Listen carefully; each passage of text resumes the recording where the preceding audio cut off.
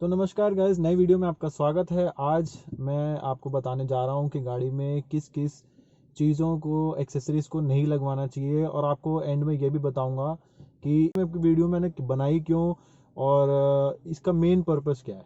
तो वीडियो को एंड तक देखते रहना और मैं आपको बताऊँगा सारी टोटल नंबर ऑफ़ चीज़ें कि भाई क्या क्या चीज़ें नहीं लगवानी चाहिए गाड़ी में, जो कि बेफजूल खर्ची है।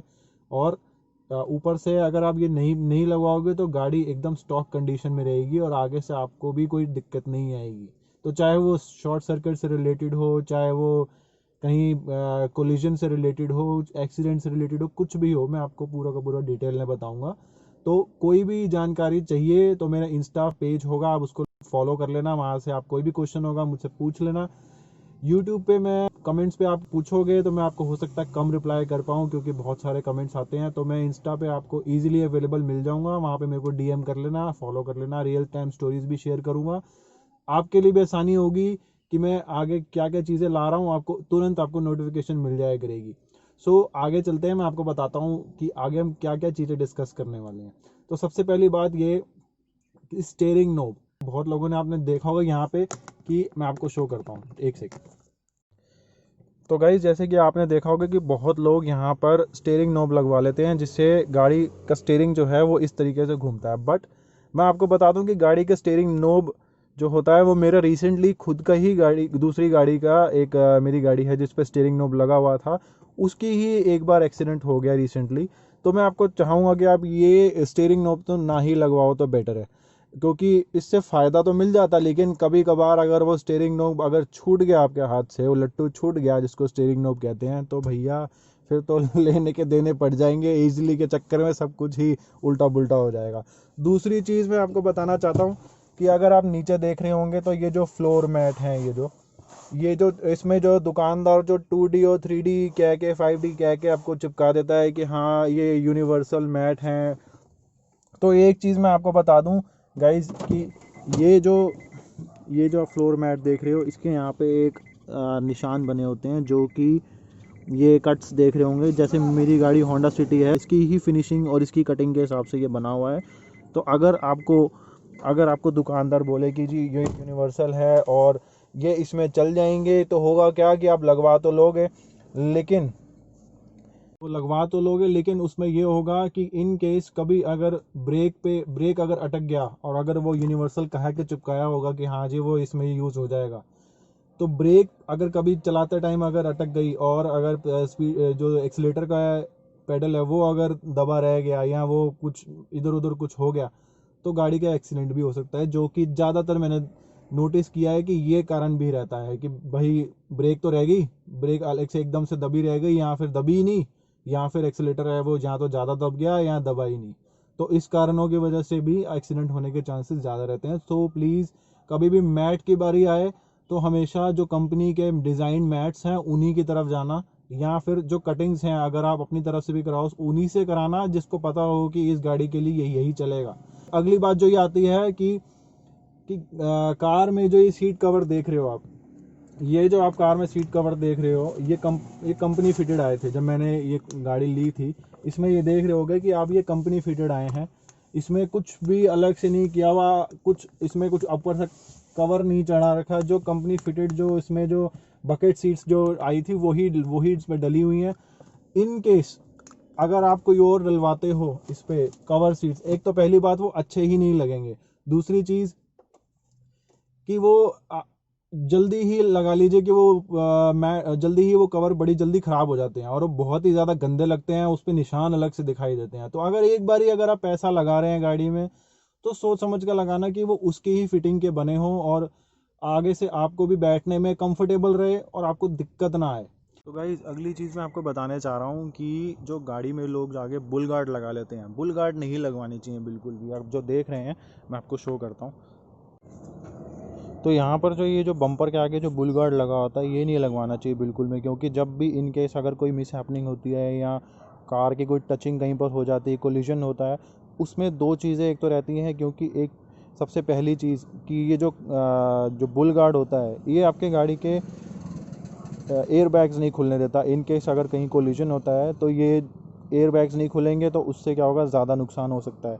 दूसरी चीज़ ये रहेगी कि ये जो आपने बम्पर का मटेरियल देखा है, ये जो मटेरियल है ये इस तरीके का बना होता है सॉफ्ट, कि इन केस अगर कोई आगे ह्यूमन भी आ जाता है तो उसको ज़्यादा चोट वोट ना लगे, तो उसके रिगार्डिंग ये चीज़ बनाई होती है। तो अगर बुलगार्ड तो आगे और पीछे तो बिल्कुल ही ना लगवाएं। तो गाइस अब बात आती है स्टीयरिंग व्हील कवर की। सबको स्टीयरिंग व्हील बहुत पसंद होता है, लेकिन हम लोग जब भी कहीं ना कहीं कोई रेड लाइट देखते हैं या कुछ देखते हैं कि हाँ यार गाड़ी में स्टीयरिंग कवर नहीं लगा, चलो यार जो रेड लाइट मिलते हैं स्टीयरिंग कवर लूज वाले वो लगवा लेते हैं। भूल कर भी वो स्टीयरिंग कवर मत लगवाना, क्योंकि इन केस वो लूज तो रहते ही हैं।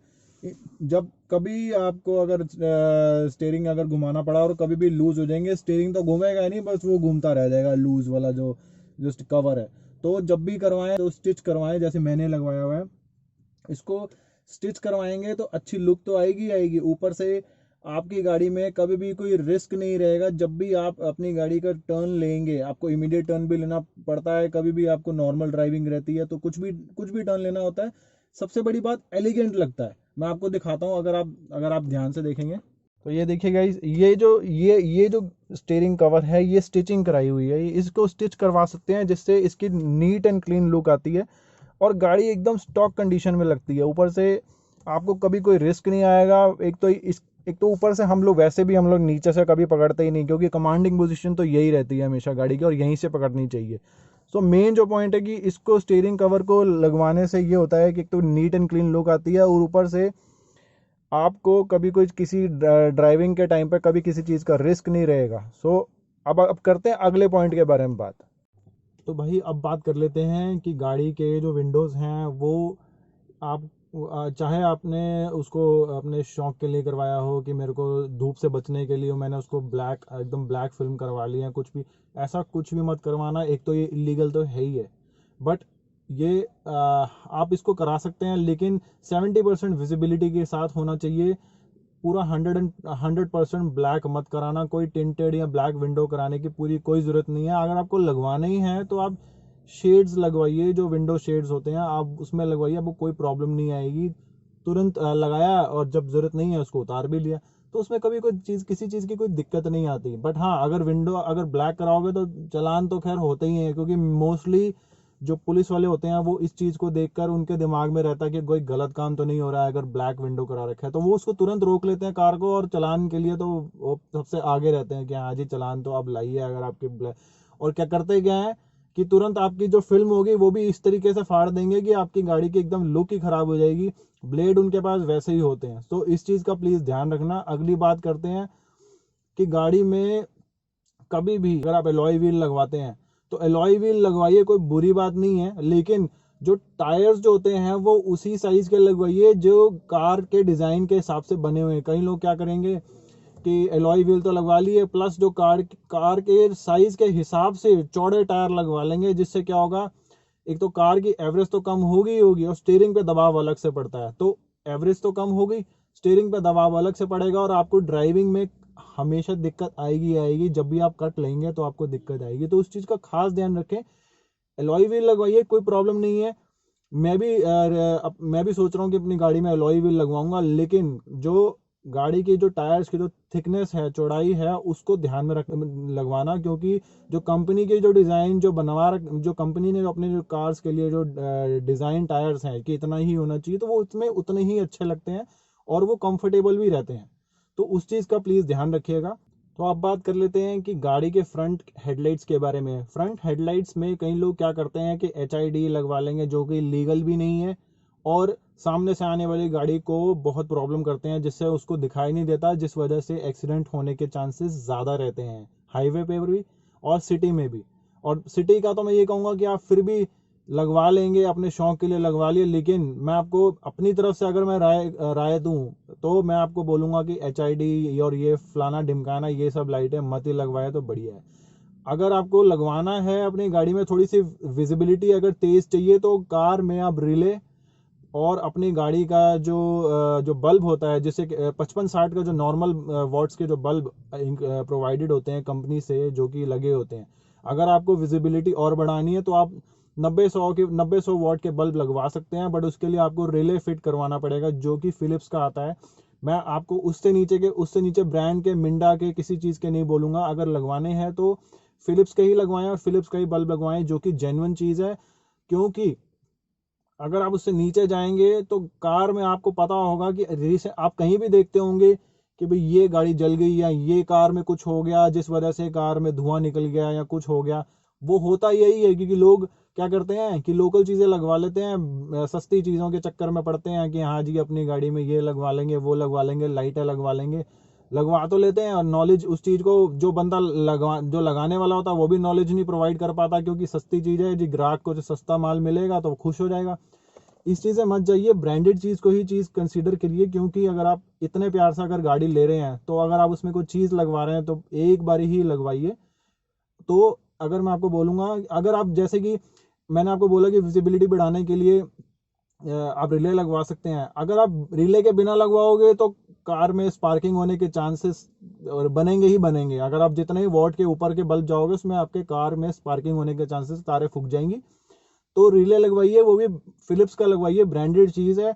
नकली भी इसमें आता है, लेकिन उस चीज़ को ध्यान में रख लेना कि आपको ओरिजिनल ही मिले। या तो ऑनलाइन लेना, बट वो आता है भी 700-800 का है, तो मेक श्योर कि वो ओरिजिनल हो। तो ये सारी चीज़ें थी गाइस। आपको आई गेस आपको जो सारी नॉलेज थी मैंने आपको दे दी है कि क्या क्या चीज़ें गाड़ी में नहीं लगवानी चाहिए। इन चीज़ों को ध्यान में रखकर अगर आप चलेंगे तो ये आपकी सेफ्टी के लिए सबसे ज़्यादा, आप अपनी सेफ्टी अपने साथ लेके चल रहे हैं। अदरवाइज अपनी फैमिली को भी प्रॉब्लम में डाल सकते हैं। तो इन चीज़ों का प्लीज़ ध्यान रखिएगा।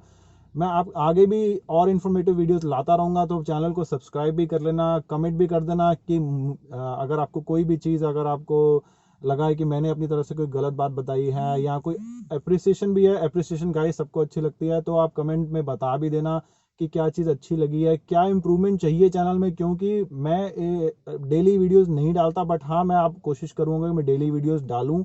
मेरा इंस्टा आईडी भी दिख रहा होगा आपको नीचे, आप उसमें फॉलो कर लीजिए। मुझसे डायरेक्ट मैसेज कर सकते हैं जाके, आप मुझसे कोई क्वेश्चन हो तो कुछ भी हो मैं आपको आंसर करूँगा तुरंत। फॉलो कर लेना उस पेज पे जाकर। अगर ये आपको वीडियो ज़रा सी भी आपको इन्फॉर्मेटिव लगी है और तो लाइक किए बिना मत जाना और आपके दोस्तों के साथ भी शेयर कर लेना। तो thank you so much for watching future with technology and have a nice day guys. Bye bye.